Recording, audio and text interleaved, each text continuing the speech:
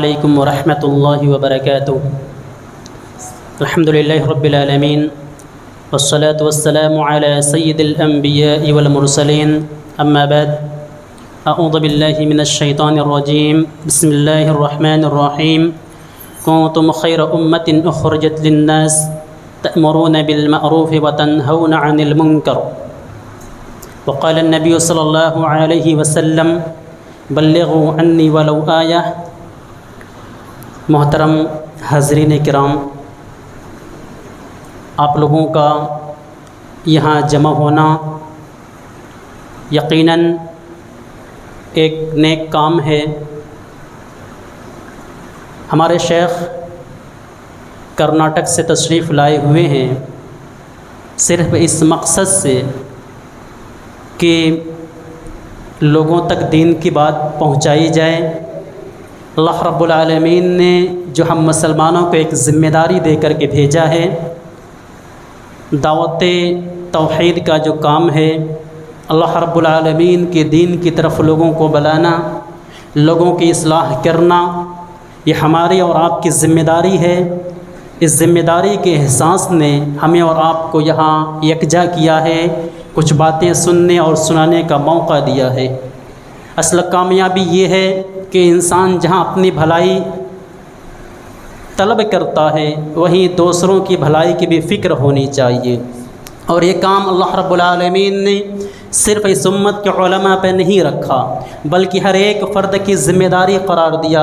اللہ رب العالمین نے بیان فرمایا، کنتم خیر امۃ اخرجت للناس تأمرون بالمعروف وتنہون عن المنکر، کہ تم ایک بہترین امت ہو، لوگوں کے لیے نکالی گئی ہو، بھلائی کا حکم دیتے ہو، برائیوں سے روکتے ہو۔ تو یہ ہمارا کام یہ ہے کہ ہم لوگوں کو بھلائی کی طرف بلائیں، برائی سے روکیں، اور اگر کوئی ایسا نہیں کرتا تو وہ سماج کا مرا ہوا انسان ہے، اس سے کوئی فائدہ ہونے والا نہیں ہے۔ ہر ایک شخص کی ذمہ داری ہے کہ جب بھی کسی کو برا کام کرتے ہوئے دیکھے تو اس سے منع کرے، اچھائی کا حکم دیتا رہے۔ پیارے نبی صلی اللہ علیہ وسلم نے ارشاد فرمایا، من رأى منکم منکرا فلیغیرہ بیدہ، کہ تم میں کا جو شخص کسی کو برا کام کرتا ہوا دیکھے، کوئی برائی دیکھے تو چاہیے کہ اسے اپنے قوت بازو سے روکے۔ فَإِن لَّمْ يَسْتَطِعْ فَبِلِسَانِهِ، اس کی طاقت نہ رکھتا ہو تو زبان سے منع کرے، اور اگر اس کی بھی طاقت نہ رکھتا ہو تو دل میں برا جانے۔ یہ احساس ہمارے اندر موجود ہونا چاہیے۔ جس طریقے سے اس امت کے علماء فکر لے کر کے گلی گلی، محلے محلے، مسجدوں سے، ممبر و محراب سے اس کام کو انجام دے رہے ہیں، امت کے ہر ایک فرد کی ذمہ داری ہونی چاہیے کہ اس احساس سے ذمہ داری کو سمجھے، اپنے اندر اس کا احساس پیدا کرے۔ ورنہ یاد رکھنا، صرف اپنی بھلائی سوچنا، نماز پڑھ لینا، روزہ رکھ لینا، 5 وقت مسجدوں میں حاضری دے لینا، انسان اس سے کامیابی کی منزل تک نہیں پہنچ سکتا ہے۔ انسان کامیابی کی منزل تک نہیں پہنچ سکتا، اس کو خود غرضی کہیں گے۔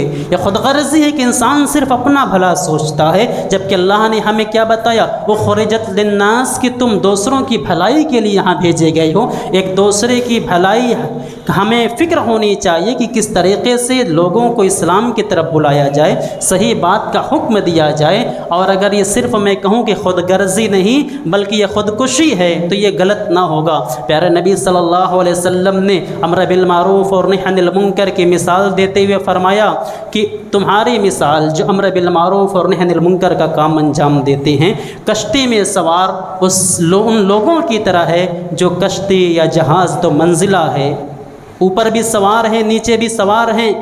نیچے والے پانی لینے کے لیے اوپر کو جاتے ہیں، پھر پانی لیتے ہیں، ان کا بار بار آنا جانا برا لگتا ہے، تو نیچے والوں نے سوچا کہ لاؤ جہاز کے اندر ہم ایک سوراخ کر لیتے ہیں، پانی وہاں سے ہم نکال لیں گے، اور اگر اوپر والے منع نہ کریں نیچے والوں کو تو انجام کیا ہوگا؟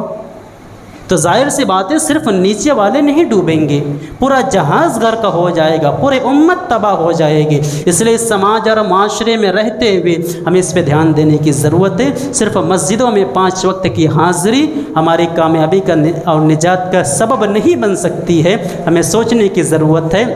ہم ایک دوسرے کے لیے نکالے گئے ہیں اور ہمیں آواز اٹھانے کی ضرورت ہے، ہمیں یہ کام کرنے کی ضرورت ہے، مگر یہ کام آسان بھی نہیں ہے، یہ کام آسان نہیں ہے۔ عامر عثمانی نے کہا تھا کہ یہ قدم قدم بلائیں، یہ سواد کوئے جانا، وہ یہیں سے لوٹ جائے جسے زندگی ہو پیاری۔ آپ دیکھیں معاشرے اور سماج میں نظر اٹھا کر کے دیکھ لیں، جن لوگوں نے آواز اٹھائی قوم کی ہمدردی میں، قوم کی اصلاح کے لیے، بھلائی کے لیے، آج وہ سلاخوں کے پیچھے ہیں۔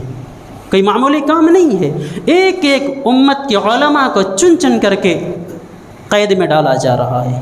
بڑے بڑے نام آپ دیکھ سکتے ہیں، ذاکر نائک وغیرہ ہوں یا اور بھی دیگر علماء ہوں، ابھی حال میں مولانا جرجیز کے ساتھ جو انجام ہوا، اور بھی بہت سارے علماء کو نشانہ بنایا جا رہا ہے۔ تو یہ کام آسان نہیں، انبیاء کا مشن اور طریقہ ہے۔ اگر آپ کے شہر اور آپ کے علاقے میں کوئی عالم دین آیا ہوا اس فکر کے ساتھ کہ آپ لوگوں کی اصلاح ہو جائے، تو آپ لوگوں کو قدر کرنی چاہیے، یہاں سے کچھ لے کر کے جائیں، کچھ سیکھ کر کے جائیں۔ اور آخر میں ایک بات کہنا چاہوں گا، صرف سن کر کے اپنے تک اس بات کو محدود نہ رکھنا، بلکہ نبی کے تعلیم کے مطابق، جو نبی نے حجۃ الوداع کے موقع پر تقریباً 1.25 لاکھ صحابہ کرام کو مخاطب کر کے فرمایا تھا، الا فلیبلغ الشاہد الغائب، کہ سنو آج جو یہاں موجود ہیں میری باتوں کو سن رہے ہیں، یہاں سے سننے کے بعد ان لوگوں تک پہنچا دیں جو یہاں حاضر نہ ہو سکے ہیں۔ تو آپ کی ذمہ داری یہ بنتی ہے کہ آپ اس کام کو اور اس کی اہمیت کو سمجھیں، یہاں سے جائیں تو لوگوں کی ہدایتوں کا سبب بنے۔ اللہ رب العالمین ہمیں اور آپ کو اس کی توفیق دے، آمین۔